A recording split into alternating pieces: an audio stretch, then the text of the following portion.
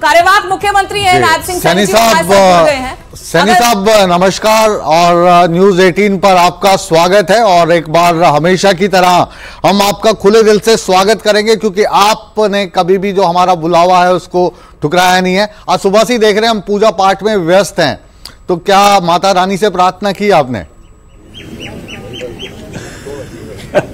Thank you Mukesh जी। पूजा पाठ ये धार्मिक नगरी है, यहाँ पर पूरे दुनिया से लोग शीश नवाने के लिए आते हैं। ये कुरुक्षेत्र धाम है, जहाँ पर सर्व मानव जाति के लिए गीता का संदेश इसी पवित्र भूमि से दिया गया है।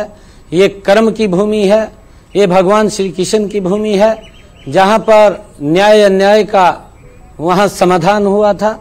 और इस पवित्र भूमि के ऊपर जब भी कोई व्यक्ति कोई भी बाहर से भी आता है, हम तो स्वयं यहाँ पर पूजा अर्चना में शामिल रहते हैं और हर रोज रहते हैं। आपकी भी जन्म भूमि रही है, रुझान पहला आ गया है। आपको भी साथ में बता दें कि न्यूज 18 के पास पहला रुझान आ गया है। रुझानों में कांग्रेस अभी आगे है और लगातार बीजेपी की तरफ से कार्यवाहक मुख्यमंत्री नायब सिंह सैनी भी दावा करते रहे हैं कि तीसरी बार सरकार बनेगी। बिल्कुल हाँ, अभी सैनी साहब जाहिर है कि रुझान है और बिल्कुल बिल्कुल मुकेश जी मैं आपको बताना चाहता हूँ। हाँ।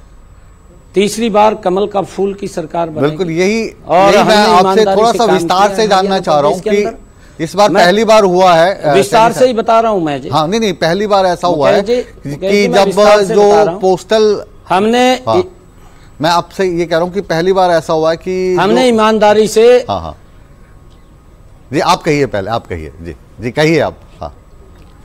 हाँ, हमने ईमानदारी से पूरे हरियाणा प्रदेश के अंदर पिछले 10 वर्षों में काम किया है।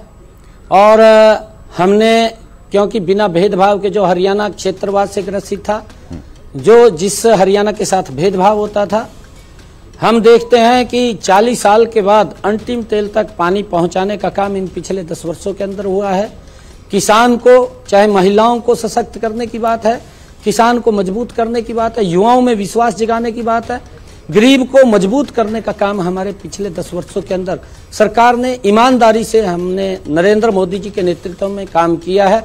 हमें पूर्ण विश्वास है कि जो हमने ईमानदारी से सेवा की है, तीसरी बार भी भारतीय जनता पार्टी को हरियाणा के लोग सेवा करने का मौका ये पहली बार ऐसा देखने को मिला है कि जो एग्जिट पोल हैं इनके नतीजे कांग्रेस को आगे दिखा रही है।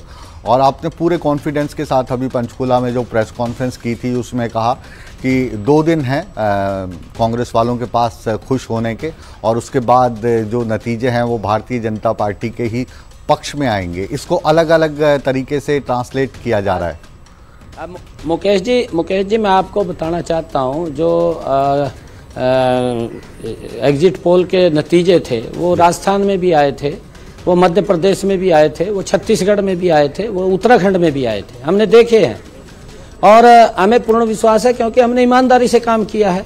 मैं इसीलिए बोल रहा हूँ, मैं कोई वैसे नहीं बोल रहा हूँ, ईमानदारी से हमने काम किया है और मुझे पूर्ण विश्वास है लेकिन सैनी साहब जो सेवा करने के लिए जो कॉन्फिडेंस आपका है उसके पीछे क्या ये वजह भी है कि जो ट्रेंड बता रहा है कि वोटिंग कम हुई है तो वो हमेशा सत्ता पक्ष की तरफ जाती है, और एग्जिट पोल कांग्रेस की तरफ, तो ये जो 20 सीटों का अंदाजा लग रहा है, जो 20 सीटों का अंदाजा है कि यहाँ पर मुकाबला बहुत कड़ा है, कुछ भी हो सकता है इन 20 सीटों पर, क्या उसके मुताबिक आपको लगता है कि आंकड़ा आपके फेवर में जाएगा?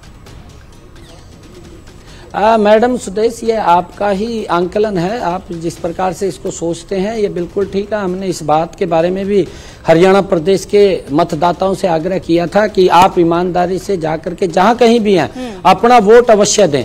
वोट ऑफ परसेंटेज बढ़ेगा, लोकतंत्र मजबूत होगा, और उस लोकतंत्र के लिए क्योंकि मजबूत होना जरूरी है और व्यक्ति को काम करने का गति से मौका मिलता है कि लोगों की आस्था लोकतंत्र के अंदर है, ईमानदारी से काम कर रहे हैं। और हमने ईमानदारी से पिछले 10 वर्षों में काम किया है।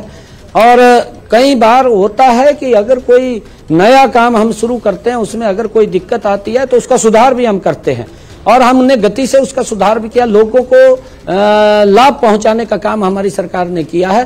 किसी भी क्षेत्र के अंदर अगर आप लोग देखेंगे, चाहे इंफ्रास्ट्रक्चर के मामले में हो, चाहे गरीब तक सुविधा पहुंचाने की बात हो, चाहे किसान को उसकी फसल का उचित मूल्य देने की बात हो, चाहे उसके खराबे का 100% मुआवजा देने की बात हो, चाहे सब्जी के किसान को भावांतर भरपाई देने की बात हो, चाहे बाजरे के किसान को हमने भावांतर भरपाई देने का काम किया हो, चाहे हमने कपास की फसल को एमएसपी पर खरीदने का काम किया हो, लगातार हमारी सरकार ने मजबूती से हरियाणा प्रदेश के अंदर ईमानदारी से काम किया है। और इस ईमानदारी के कारण ही जो हमने सेवा भाव से काम किया है कि हरियाणा प्रदेश जो क्षेत्रवाद से पनपता था, उस क्षेत्रवाद के ऊपर विराम लगाने का काम करते हुए हमने गति से हरियाणा को आगे बढ़ाया है। और हम आगे भी, मुझे पूर्ण विश्वास है कि आने वाले समय के अंदर भी हम गति से इसको आगे बढ़ाने का काम करेंगे। नेटवर्क 18 न्यूज 18 के इस नेटवर्क पर आपको न केवल हरियाणा में, न केवल देश में, बल्कि बहुत सारे देशों में देखा जा रहा है, पूरी दुनिया में आपको देखा जा रहा है। तो क्योंकि अभी 8 बजे हैं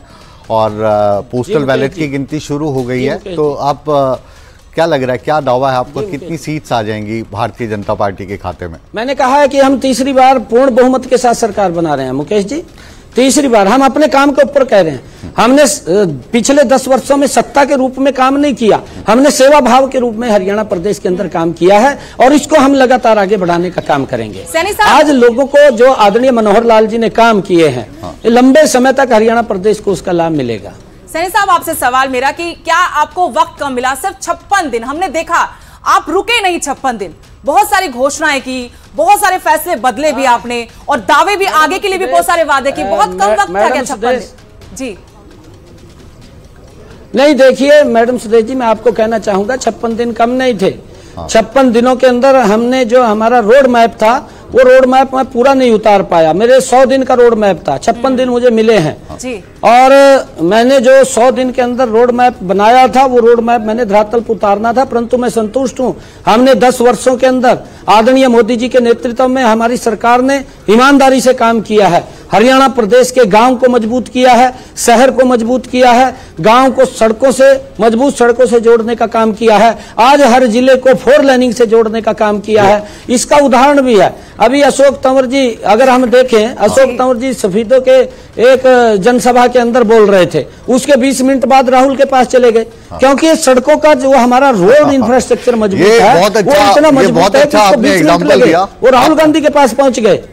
ये नायब सिंह सैनी साहब, आप आपके लिए खुशखबरी दे देते हैं और न्यूज़ 18 हमेशा खुशखबरी देता है। आप अपनी कंसिस्टेंसी में जो अभी तक के रुझान है पोस्टल बैलेट में, उसमें आगे चल रहे हैं, तो थोड़ा जो अच्छे से मुस्कुराइए, स्माइल आपकी थोड़ी छोटी दिख रही है, थोड़ा खुल के फिर अगला सवाल लेंगे। ये हरियाणा के अंदर सारे ऐसी रिजल्ट आएंगे, पूरे हरियाणा के ऐसी रिजल्ट आएंगे, आगे रहेंगे। अब तक 56 जी, अब तक 56 और कितना समय आपको चाहिए हरियाणा के विकास के लिए? 56 दिन मिले थे अभी तो आपको।